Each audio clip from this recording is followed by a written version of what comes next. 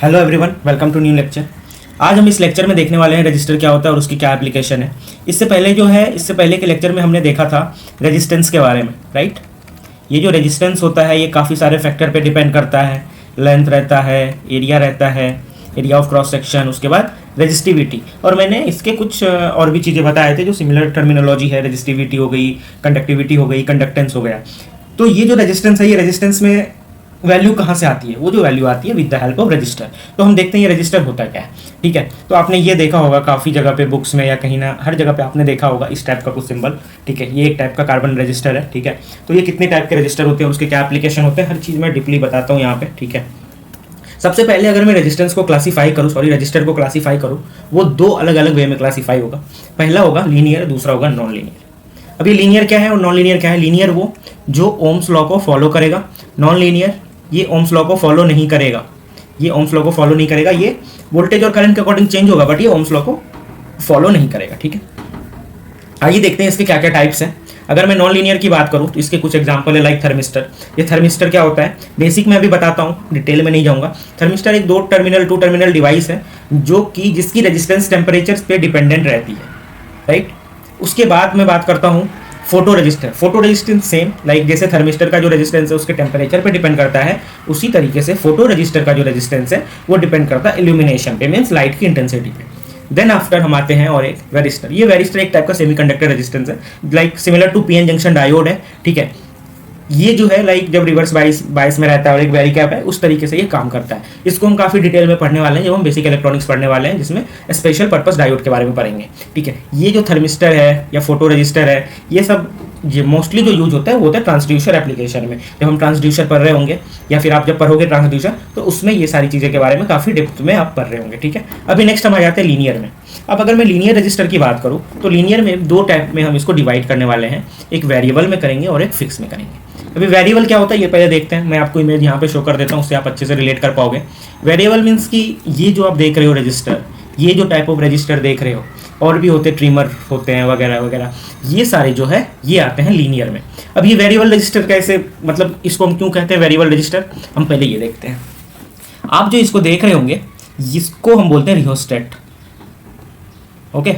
ये रिहोस्टेट क्या होता है? ये एक्सपेरिमेंट में हम यूज़ करते हैं रजिस्टर डीसी मशीन को देने के लिए, उसका जो है स्पीड कंट्रोल में, और भी काफ़ी सारे इसके एप्लीकेशन होते हैं। आप लोगों ने एक्सपेरिमेंट किया होगा इलेक्ट्रिकल मशीन में या फिर अदर सिमिलर सब्जेक्ट में। इसमें आप देख रहे होंगे यहाँ पे एक स्लाइड जैसा बना हुआ है।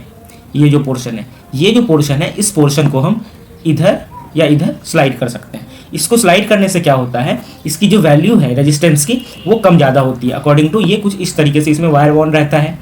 अगर मैं इतना दूर का वायर का लेंथ लूँगा तो कुछ डिफरेंट होगा, इतना दूर का वायर का लेंथ लूँगा तो वो कुछ डिफरेंट होगा। तो ये जो लेंथ ऑफ वायर है इसके अकॉर्डिंग इसकी रेजिस्टेंस चेंज होती है, और इससे हम रजिस्टर को वेरी कर सकते हैं। उसकी जो वैल्यू है रेजिस्टेंस की उसको हम वेरी कर सकते हैं। सिमिलरली ये पॉट बोलते हैं या पोटेंशियोमीटर रजिस्टर बोलते हैं। इसमें आप देख सकते हो ये स्क्रू के जैसा रहता है, नट बोल्ट वाला। इसको जब आप घुमाओगे इधर या इधर तो इससे जो है ओवरऑल रेजिस्टेंस में चेंजेस आती है। क्लियर है इतनी बात?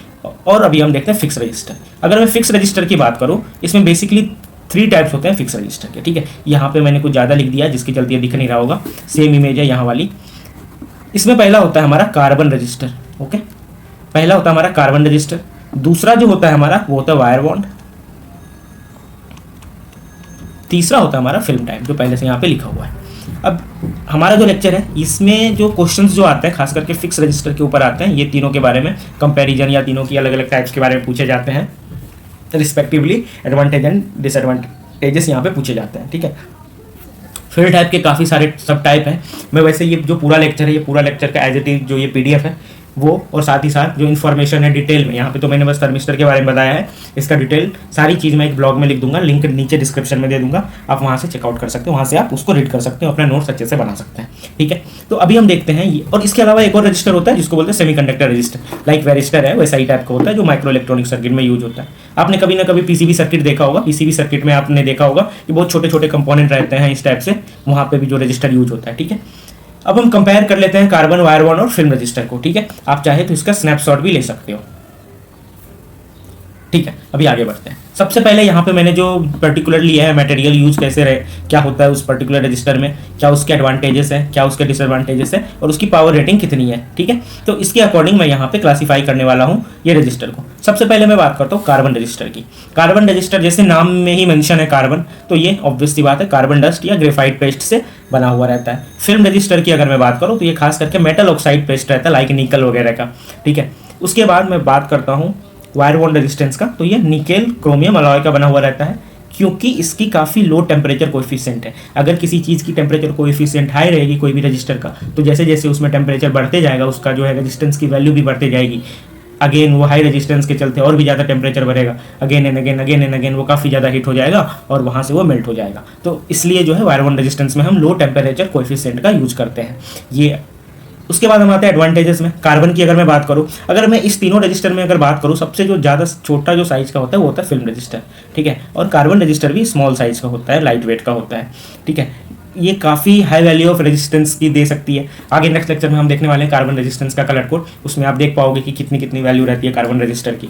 ठीक है, ये कार्बन रेजिस्टेंट काफ़ी हाई टेम्परेचर को विथस्टैंड कर सकता है, उसकी कैपेसिटी रहती है सहने की। ठीक है, light weight. Similarly film register का है, उसको आप रीड आउट कर सकते हो, स्टेबिलिटी, रिलायबिलिटी और लो टॉलरेंस रहता है। वायर बॉन्ड रेजिस्टेंस की अगर मैं बात करूँ तो वायर बॉन्ड रेजिस्टेंस में एक सबसे इंपॉर्टेंट बात की ध्यान देना है। पहला, ये हाई पावर सर्किट में यूज होता है और ये लो फ्रीक्वेंसी में यूज होता है। ठीक है, इससे नॉइज़ पे कोई इफेक्ट नहीं पड़ता है, थर्मली ये कांस्टेंट रहता है। अगर मैं डिसएडवांटेज की बात करूं कार्बन रेजिस्टेंस की, तो नेगेटिव टेम्परेचर कोएफिशिएंट रहता है, क्योंकि जो सेमी कार्बन जो है हमारा क्या है, ये सेमीकंडक्टर में आता है। इसका जो वैलेंस इलेक्ट्रॉन के इक्वल टू 4 रहता है, तो ये सेमीकंडक्टर ग्रुप में इसको हम क्लासीफाई करते हैं, तो इसका जो टेम्परेचर कोएफिशिएंट है वो नेगेटिव हो जाता है। ठीक है, उसके बाद मैं अगर फिल्म रजिस्टर की बात करूँ, काफ़ी ज़्यादा कॉस्ट रहता है, और एक जो सबसे इंपॉर्टेंट चीज़ है फिल्म रजिस्टर के लिए, उसको काफ़ी केयरफुली हैंडल किया जाता है। ठीक है, फिर वायर बॉन्ड की अगर मैं बात करूँ तो ये लार्ज इन साइज रहता है। ठीक है, काफ़ी ज़्यादा एक्सपेंसिव रहता है। अगर ये तीनों का कॉस्ट का अगर मैं बात करूँ तो सबसे ज़्यादा कॉस्ट हमारा वायर बॉन्ड का ही होगा। ठीक है, और इसको हम कभी भी हाई फ्रिक्वेंसी सर्किट में यूज नहीं करते हैं। अब देखते हैं क्यों नहीं करते। अगर मैं ये रजिस्टर लिया हूँ, वायर बॉन्ड रेजिस्टेंस में काफ़ी ज़्यादा रजिस्टर में काफ़ी ज़्यादा नंबर ऑफ टर्न्स रहते हैं, मीन्स की लेंथ तो यहाँ से आ जाती है, साथ ही साथ इसमें नंबर ऑफ टर्न्स रहता है। नंबर ऑफ टर्न्स और इंडक्टेंस जो है इसका एक रिलेशन है, एल जो है directly proportional to number of turns का स्क्वायर होता है। अगर ज़्यादा नंबर ऑफ टर्न्स होंगे तो एल की वैल्यू ज़्यादा होगी, तो चलिए ठीक है। अब एल जो है ना, ये किसका फंक्शन है, इंडक्टिव रिएक्टेंस एक्सएल का। एक्सएल इक्वल टू क्या होता है, 2πfl। अगर एल की वैल्यू पहले से ज़्यादा है, उसमें फ्रीक्वेंसी और भी ज़्यादा हमने यूज़ कर लिया, तो ओवरऑल जो हमारा इंडक्टिव रिएक्टेंस है इसकी वैल्यू काफ़ी ज़्यादा हो जाएगी। तो ऐसा केस हो जाएगा, रेजिस्टेंस की जो वैल्यू है ये कम हो सकती है इंडक्टिव रिएक्टेंस से। तो इससे ओवरऑल जो हमें जो चीज़ें चाहिए, इससे पावर फैक्टर पे इफेक्ट पड़ेगा, पावर एक्टिव रिएक्टिव पावर पे इफेक्ट पड़ेगा, तो इसलिए हम इसको ज़्यादा यूज नहीं करते हैं। ठीक है, हाई फ्रीक्वेंसी सर्किट में। और उसके बाद यहाँ पे आप पावर रेटिंग देख सकते हो, तीनों की अलग अलग पावर रेटिंग है, आप यहाँ पे खुद ही कंपेयर कर सकते हो कहाँ पे कितने पावर रेटिंग में कौन से रजिस्टर का यूज होता है। कम सबसे ज़्यादा पावर रेटिंग रजिस्टर किसकी होती है, सबसे कम और सब किसकी होती है। ठीक है, तो यहाँ तक था ये लेक्चर। मैं पूरा लिंक डिस्क्रिप्शन में दे देता हूँ पूरे वीडियो डिटेल्स के बारे में। ठीक है, नेक्स्ट लेक्चर में हम देखते हैं अभी जो हमने पढ़ा कार्बन रजिस्टर, उसका कलर कोडिंग को डिटेल में देखने वाले हैं। टेम्परेचर और रेजिस्टेंस का जो क्लासिक क्या रहता है, दोनों का रिलेशन उसको देखने वाले हैं। सीरीज पैरेलल रजिस्टर जो कि काफ़ी ज़्यादा है, और उसी से आगे होकर वेरियस कॉम्बिनेशन देखने वाले हैं।